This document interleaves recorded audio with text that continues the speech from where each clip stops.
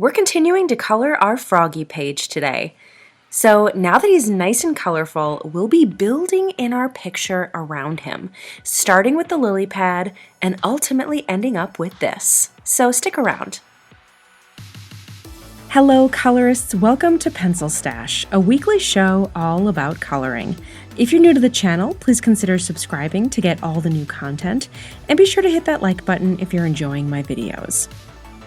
Hey there Pencil Stashers! Welcome back to another coloring tutorial, and this one is going to be all in real time. And this is part 2 in this froggy series, so if you missed part 1, you might want to go back and check that out. I will try to remember to put a link in the description to make it easy for you. And this is where we left off with just our froggy colored. So on to the next step, the lily pad. And that's all we'll cover in this video for now, so we can keep it all in real time for you. And we're going to focus on this one being an actual tutorial. So we'll tackle the background in the next video, which I'm hoping to have posted in the next couple of days. First things first, let's get out our handy dandy color charts in order to pick out our color palette. Now our froggy is nice and bright, and he'll stand out just how we want him to, so we'll go back to a traditional palette of greens and yellows and blues for the rest of our page. And I've picked out a few that I'd like to use, with a heavy emphasis on teal greens and some chartreuse bright colors. So let's get started.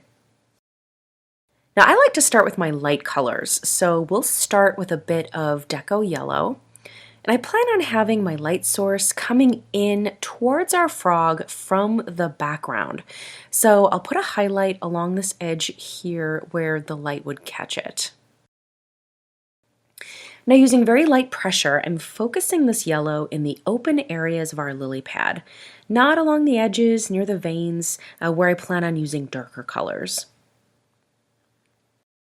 Now, as I move towards the bottom of our lily pad, I know a lot of the light will get blocked by our frog. So I'm going to put in just a bit of this yellow here and gauge later how much to leave in as I'll be adding in a lot more colors.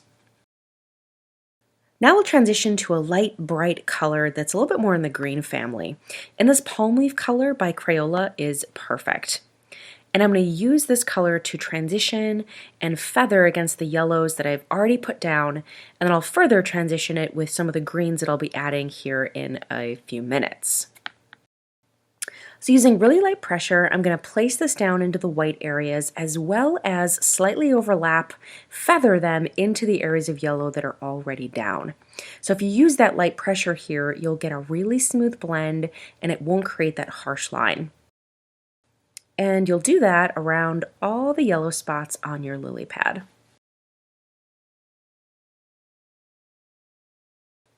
Next up in our gradient is one of my favorite Prismacolor colors, Lime Peel. I'm actually really surprised that this thing isn't shorter than it is already, just because I use this one so much. And I'm sort of going from lightest to darkest on this lily pad. So this one is a really great one to use next. This color also adds a bit more of an earthy tone, just to bring down some of those tones of our brighter colors that we've already put in. Adds a nice balance.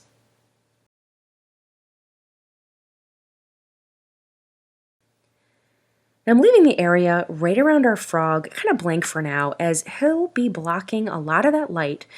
So you can focus the lighter colors in some of the other areas, and then we'll go back into those areas right around our frog later with some of our darker colors.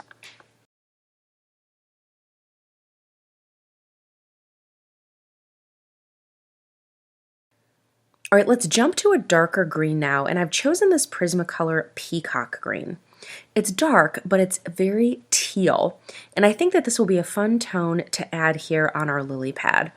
And I'll be focusing this in the areas right now underneath our froggy, as well as around the edges of our veining.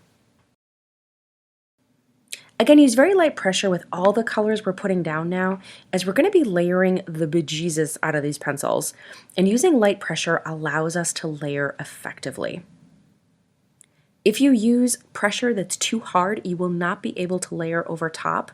It won't look right, you won't be able to add all of those different colors, it'll be way too built up, and you won't get that nice effect.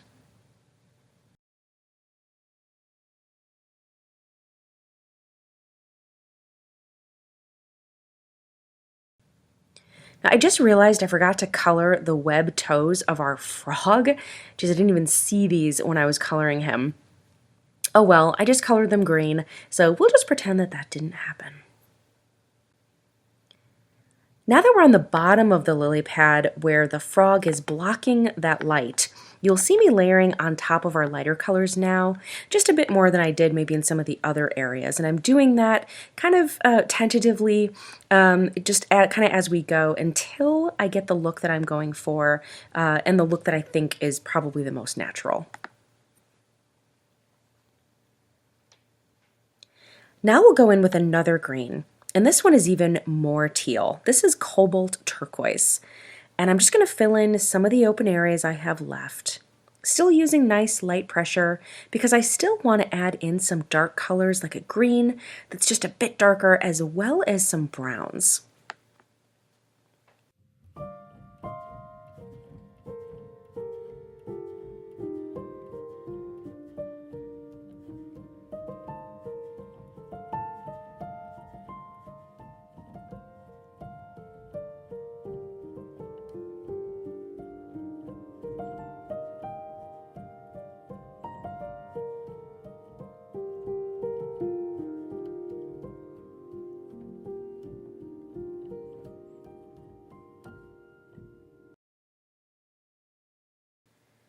Let's switch to a brown now, and I'm going to use Crayola's Beaver color.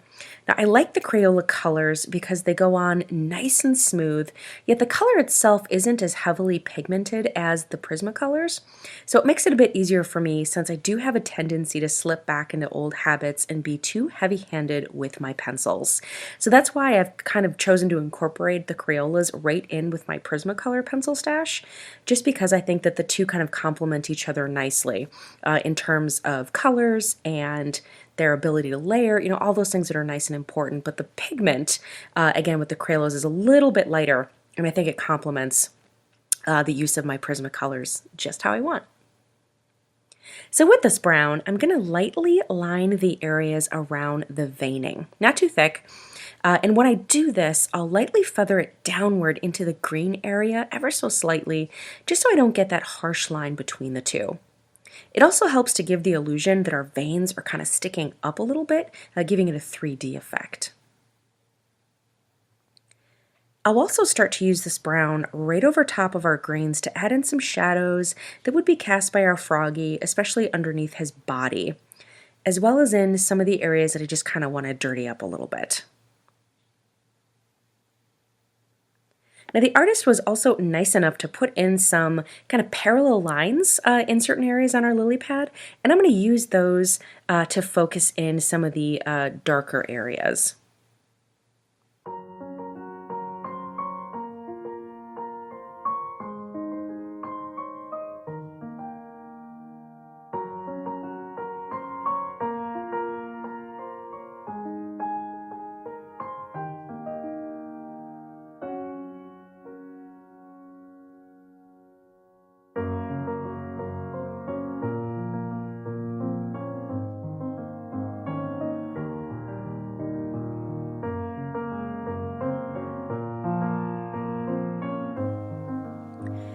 All right, now I'm going to add in just a bit of the darker green that I mentioned a while ago. Now, just to deepen the tone of this lily pad, as it's still way lighter than I want it. And again, this is the reason I use such light pressure throughout my coloring, so that I have that luxury of adding in all these layers of color until I get just what I want.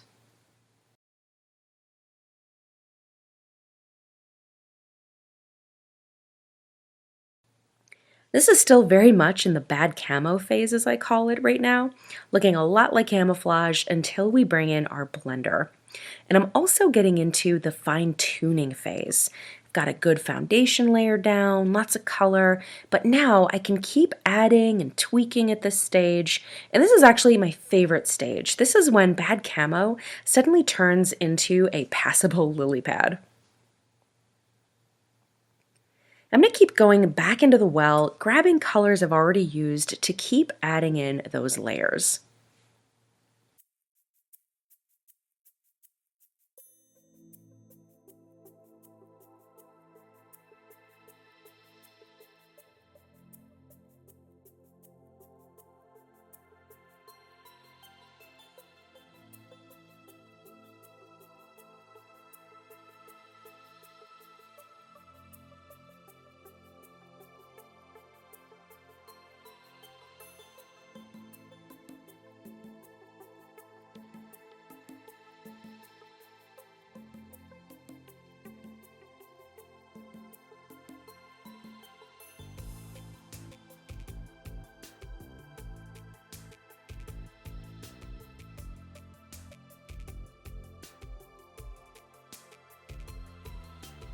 Got to deepen these shadows even more. Crayola's Beaver was just a little bit too light, so I'll break out my Prismacolor Dark Umber to add in some deep punch to these shadows.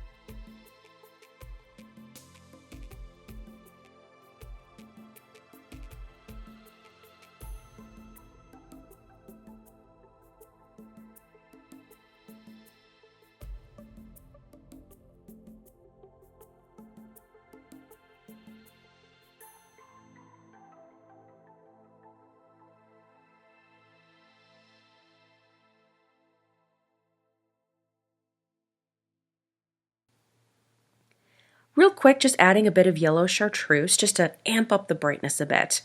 And this will go right over top of our light areas. Really light pressure, again, just to add a light layer of brightness.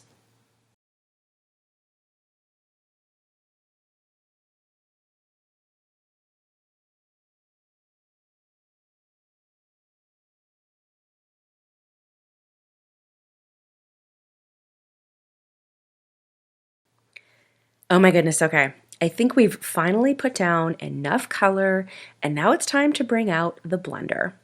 Now, my favorite and most touted tool is definitely this Prismacolor colorless blender. I've sharpened it to a nice point, which sharpened away all the color on the tip from my previous blend. And it's always nice to have a tip on this thing as it wears away very quickly as you're using it, because you are going to have to use kind of medium to even, harder pressure just to get these colors to blend out nicely. And another tip I'll share is to start in those light areas and use circular motions to push or kind of spiral my way outward into the darker areas.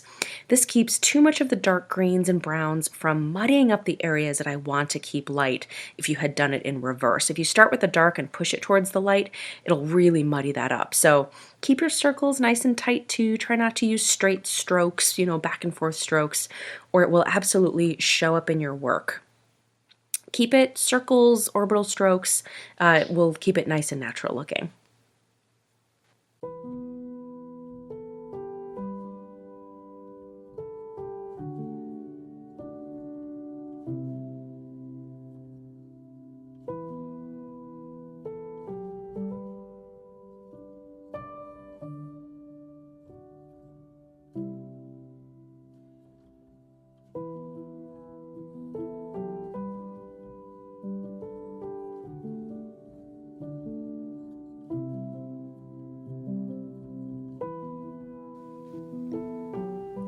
Now, when you get into a big area like this and blending the whole thing at once, it's really easy to see the difference between the two areas that you've blended and the areas that you haven't.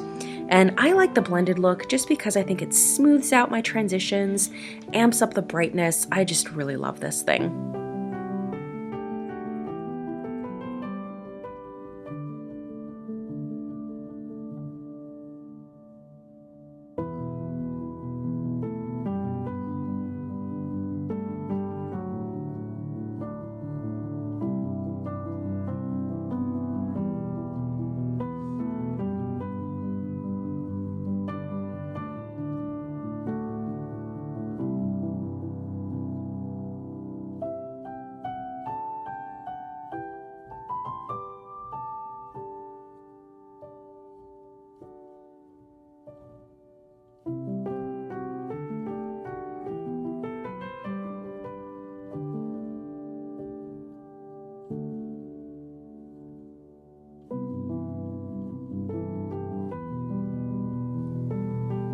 All right, we're done. Well, for now at least. Our froggy and our lily pad are done for the most part. I know that the veins of the lily pad are not done yet. I've actually decided to color those later. I'm going to do the background a little bit and then I'll kind of go back in. And also, I wanted to keep as much of this tutorial in real time as possible. So I wanted to keep this one nice and short. So we'll do the background in next video, which I think is really the star of the show on this page. I really like how it came out. I really think it kind of brings it all together. So again, in the next video, we will cover the background and the veining in the lily pad, and I hope to get that out in the next couple of days. I hope you enjoyed today's tutorial, guys. If you did, please hit that like button below, and please consider subscribing if you're new to the channel. Lots more tutorials on my main page if you're interested, and I will see you guys next time.